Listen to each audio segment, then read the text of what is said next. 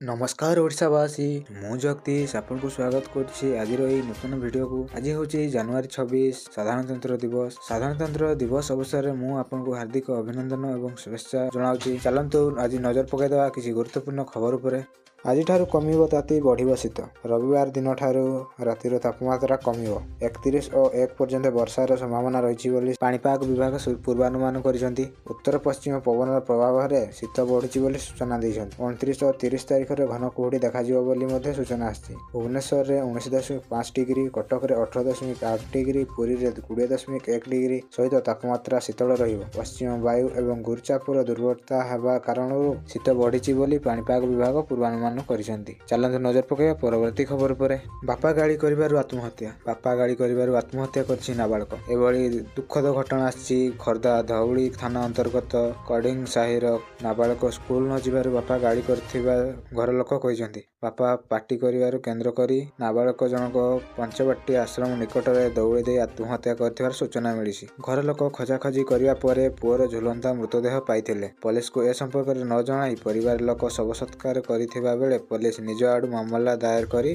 घटनार तदंत आरंभ करछि। मृत नाबालकଙ୍କ बापा फेरार थिबार पुलिस सूचना दैछंती। चलंतु नजर पकईदेवा परवर्ती खबर उपरे। एचएलसी बैठक में 32,736 कोटी निवेश अनुमोदन। 36तम उच्चस्तरीय मंजूरी कर्तृपक्ष एचएलसी बैठक में 8टी प्रमुख प्रकल्प अनुमोदन करा जायछि। एहा मध्यरे राज्य में 32,736 कोटी निवेश हेबो एवं 18,688 रु अधिक नियुक्ति पाइबे बोली स्पष्ट होइछि। राज्यर खर्दा, जगतसिंहपुर, गंजाम, सबलपुर, भद्रक भली अंचल गुड़िक प्रकल्प गुड़िकर कार्यकरी हेबो। प्रमुख क्षेत्र में सबुज शक्ति, जहाज निर्माण, केमिकाल और ईवी अंडर उत्पादन रे निवेश हेबो। प्रमुख प्रकल्प गुड़िक हला समा ग्रीन एनर्जी खर्दारे हेबो जो 6,948 कोटी सोलार मॉड्यूल एवं सेल उत्पादन करा जिवो। तापर आछि जगतसिंहपुर धुनेश्वरी भेंजर्स जो 6,250 कोटी पॉलीकार्बोनेट निर्माण हेबो। तापर आसीबो यूनाइटेड एस्ट्रोशिप जोटा कि जगतसिंहपुर रे रहिछि जो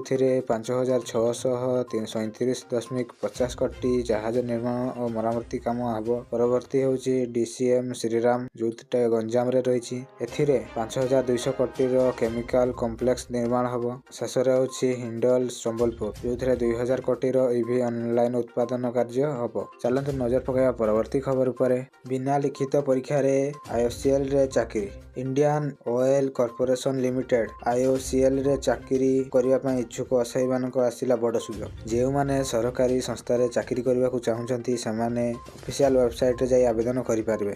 इंडियन ऑयल मार्केट डिवीजन पय टेक्नीशियन, ग्रेजुएट एवं ट्रेड ऑपरेटर को पद पय विज्ञप्ति प्रकाश पाइछि। एथिरे 332 पदवी पय विज्ञापन जारी करा जायछि। आवेदन रो शेष तारीख होछि 14 फेब्रुआरी। जे केही एही पद पय आवेदन करबा को चाहुचंती सेमानकर बयस 18 रु 24 मध्य होइथिबा दरकार। एसटीएससी आवेदनकारी बयस सीमा 29 रखा जायथिबा बेले ओबीसी मानकर 27 करा जायछि। योग्य व्यक्ति चयन एनपीएस बा एनएटी पोर्टल जरिया रे करा जिवो। एहा परे बछा जायथिबा पिलांकु डॉक्यूमेंट वेरिफिकेशन करा जिवो एवं परिशेष रे मेडिकल फिटनेस टेस्ट करा जिवो। चयन प्रक्रिया रे लिखित एवं इंटरव्यू शामिल करा जाय नहीं। चलंतु नजर पकाइबा परवर्ती खबर उपरे। यही मेडिसिन खाउथिले सावधान। केंद्रीय औषध मानकर नियंत्रण संगठन सीडीएससीओ द्वारा डिसेंबर में निया औषधर नमूनार फल आसीछि जोथिरे 135 रु अधिक औषध मानकर गुणवत्ता नाही बोली जणा पड़िछि। ए अवधिक औषध गुड़िक मध्यरे हृदघात, मधुमेह, किडनी, उच्च रक्तचाप और एंटीबायोटिक औषध शामिल अछि। एहा द्वारा जणा पड़िछि जे एकाधिक औषध जन औषध केंद्र एवं दैनंदिन व्यवहार पय उपलब्ध होइथाय। एथिरे किछि मुख्य औषध गुड़िक हला सेफोफ्लॉक्सिक टैबलेट, मेटाफॉर्मिक टैबलेट, पैरासिटामोल, अमोक्सिसिलिन,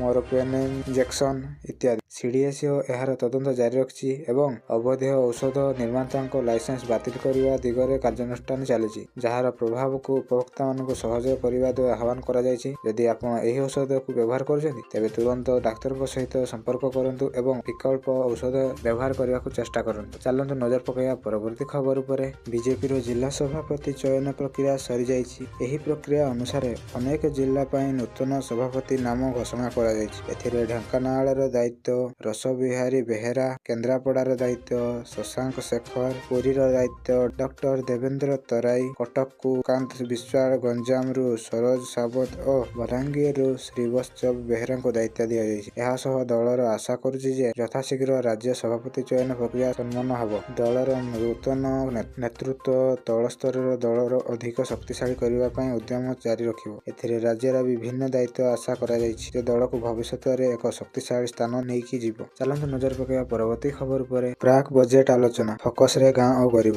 ଆସନ୍ତା ଆର୍ଥିକ ବର୍ଷ 2025-26 ପାଇଁ ରାଜ୍ୟ ସରକାର ଆଗାମୀ ବଜେଟ୍ ଉପରେ ମୁଖ୍ୟମନ୍ତ୍ରୀ ମୋହନ ଚରଣ ମାଝୀ ଗ୍ରାମାଞ୍ଚଳ ବିକାଶ, ଅନଗ୍ରସର ଲୋକଙ୍କର କଲ୍ୟାଣ ଓ ରାଜ୍ୟରେ ଆର୍ଥିକ ସୁଦୃଢ଼ତାକୁ ଗୁରୁତ୍ୱ ଦେବାର ପ୍ରକାଶ କରିଛନ୍ତି। ସେ ପ୍ରାକ୍ ବଜେଟ୍ ଆଲୋଚନା ବୈଠକରେ ବିଭିନ୍ନ ବିଶେଷଜ୍ଞ, ବରିଷ୍ଠ ନାଗରିକ ଓ ବିଭିନ୍ନ କ୍ଷେତ୍ରର ପ୍ରତିନିଧିଙ୍କ ସହ ଚର୍ଚ୍ଚା କରି ସାଧାରଣ ଲୋକଙ୍କ ମତାମତ ସଂଗ୍ରହ ପାଇଁ ଉଦ୍ୟମ ଜାରି ରଖିଛନ୍ତି। ଏଥିରେ ରାଜସ୍ୱ ବୃଦ୍ଧି, ନୂତନ ଶିଳ୍ପ ସଜାଗ, ଆର୍ଥିକ ଆଧାର ସୁଦୃଢ଼ କରିବା, ନିଯୁକ୍ତି ପାଇଁ ଅଗ୍ରଗତି କରାଇବା କାର୍ଯ୍ୟ ରହିଛି। ମୁଖ୍ୟମନ୍ତ୍ରୀ ଜଣାଇଛନ୍ତି ଯେ ଏଥର ବଜେଟ୍ ପୂର୍ବ ବର୍ଷ ଅପେକ୍ଷା ଆଉ ଉଚ୍ଚ ହେବ ଓ ଅଧିକ ବ୍ୟୟ ରଖାଯିବ। ରାଜ୍ୟରେ ଆଗାମୀ ଅର୍ଥବର୍ଷରେ 65,000 ନିଯୁକ୍ତି ସୃଷ୍ଟି ହେବାର ଲକ୍ଷ୍ୟ ରଖାଯାଇଛି। ଶୀତଳ ଭଣ୍ଡାର ଓ ପର୍ଯ୍ୟଟନ କ୍ଷେତ୍ରରେ ଅଧିକ ଅର୍ଥ ବିନିଯୋଗ କରାଯିବ। ଫେବୃଆରୀ 13ରୁ ବଜେଟ୍ ଅଧିବେଶନ ଆରମ୍ଭ ହେବ ଓ ଫେବୃଆରୀ 17ରେ ବଜେଟ୍ ପ୍ରସ୍ତୁତି ହେବ। ଏହାକୁ ନେଇ ମୁଖ୍ୟମନ୍ତ୍ରୀ ଦେଇଛନ୍ତି ବଡ଼ ସୂଚନା। ଚାଲନ୍ତୁ ନଜର ପକାଇବା ପରବର୍ତ୍ତୀ ଖବର ଉପରେ। ରହସ୍ୟମୟ ରୋଗ, ଜାମ୍ମୁ କାଶ୍ମୀରର ଡାକ୍ତର ଓ ସ୍ୱାସ୍ଥ୍ୟକର୍ମୀଙ୍କୁ ଛୁଟି ବାତିଲ। ଜାମ୍ମୁ କାଶ୍ମୀରର ରାଜସ୍ୱ ଅଞ୍ଚଳରେ ରହସ୍ୟମୟ ରୋଗ ଦେଖାଦେଇଛି। ଏହି ରୋଗରେ 17 ଜଣଙ୍କ ମୃତ୍ୟୁ ଘଟିଛି ବୋଲି ସୂଚନା ଆସିଛି। ଏହି ଅବସ୍ଥାରେ ସମସ୍ତ ଡାକ୍ତର ଓ ପାରାମେଡିକ୍ କର୍ମଚାରୀଙ୍କୁ ଛୁଟି ବାତିଲ କରିଦିଆଯାଇଛି। ପ୍ରାରମ୍ଭିକ ତଦନ୍ତରୁ ଜଣାପଡ଼ିଛି ଏହି ରୋଗର କାରଣ ସଂକ୍ରମଣ କିମ୍ବା ଭାଇରସ୍ ନୁହେଁ, ବରଂ ବିଷ ଥିଲା। ଏପର୍ଯ୍ୟନ୍ତ 230 ଲୋକଙ୍କୁ କ୍ୱାରେଣ୍ଟାଇନ୍ରେ ରଖାଯାଇଛି। ଶୀତକାଳୀନ ଛୁଟି ବାତିଲ କରାଯିବା ସହିତ ସ୍ୱାସ୍ଥ୍ୟ ଅଧିକାରୀମାନଙ୍କୁ ଆକସ୍ମିକ ପରିସ୍ଥିତି ପାଇଁ ସଜାଗ ରହିବା ପାଇଁ ସରକାର ସୂଚନା ଦେଇଛନ୍ତି। ଚାଲନ୍ତୁ ନଜର ପକାଇବା ପରବର୍ତ୍ତୀ ଖବର ଉପରେ। ମହିଳାଙ୍କୁ ସରକାର ଦେବେ 11,000 ଟଙ୍କା।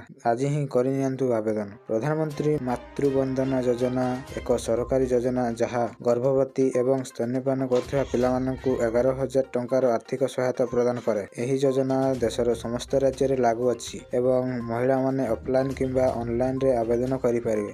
ଯୋଜନାର ଲାଭ ପାଇବା ପାଇଁ ଗର୍ଭବତୀ ମହିଳାଙ୍କୁ ମାଗଣା ଔଷଧ, ଗର୍ଭଧାରଣ ଏବଂ ପରବର୍ତ୍ତୀ ଚିକିତ୍ସାର ସୁବିଧା ସୁଯୋଗ ସହିତ 11,000 ଟଙ୍କାର ସହାୟତା ମିଳିଥାଏ। ଅନେକ ପ୍ରକ୍ରିୟା ସହିତ ଆବଶ୍ୟକ ଡକୁମେଣ୍ଟ ସଂଲଗ୍ନ କରିବା ଜରୁରୀ। ଆବେଦନ ପାଇଁ ଏହାର ଅଫିସିଆଲ ୱେବସାଇଟ୍ ହେଉଛି www.pmv.government.in। ଚାଲନ୍ତୁ ନଜର ପକାଇଦେବା ପରବର୍ତ୍ତୀ ଖବର ଉପରେ। ଆଉ ରହିଲା 7 ଦିନ, ତାପରେ କଟିଯିବ ରାସନ କାର୍ଡ। ରାସନ କାର୍ଡ ଧାରକଙ୍କ ପାଇଁ ଏକ ମହତ୍ୱପୂର୍ଣ୍ଣ ଖବର। ସରକାର ଘୋଷଣା କରିଛନ୍ତି ଯେ ଏବେ ରାସନ କାର୍ଡର ସମସ୍ତ ସଦସ୍ୟଙ୍କ ପାଇଁ ଇକେୱାଇସି ବାଧ୍ୟତାମୂଳକ। ଯଦି କେହି ଇକେୱାଇସି କରିବାରେ ବାରଣ କରନ୍ତି ତେବେ ତାଙ୍କର ରାସନ କାର୍ଡ 1 ଫେବୃଆରୀ 2025ରୁ କାଟି ଦିଆଯିବ। ସରକାର ଏହାକୁ ଏକ ପଦକ୍ଷେପ ଭାବରେ ନେଇଛନ୍ତି ଯାହା ତଥ୍ୟରୁ ପ୍ରମାଣିତ ହୋଇଛି ଯେ ହିତାଧିକାରୀ ନିଜ ସୁବିଧା ପ୍ରଦାନ କରିବାରେ ସାହାଯ୍ୟ କରିବ। ଇକେୱାଇସି ପ୍ରକ୍ରିୟା ପାଇଁ ପଞ୍ଜୀକୃତ ମୋବାଇଲ ନମ୍ବର ଆବଶ୍ୟକ। ସମସ୍ତ ଧାରକଙ୍କୁ ଏହି ପ୍ରକ୍ରିୟାରେ ସମ୍ପୂର୍ଣ୍ଣ କରିବାକୁ ଅନୁରୋଧ କରାଯାଇଛି। ଯିଏ ନ କରିଲେ ତାଙ୍କର ରାସନ କାର୍ଡ କାଟି ଦିଆଯିବ ବୋଲି ସରକାରଙ୍କ ପକ୍ଷରୁ ସୂଚନା ଦିଆଯାଇଛି। ଶୁଭ ସକାଳ ଓଡ଼ିଶାବାସୀ, ମୁଁ ଜଗଦୀଶ ଆପଣଙ୍କୁ ସ୍ୱାଗତ କରିଛି ଓଡ଼ିଆ ଟିଭିକୁ। ଆଜି ହେଉଛି 24 ଜାନୁଆରୀ 2025। ଚାଲନ୍ତୁ ଜାଣିନେବା ଆଜି ଦିନର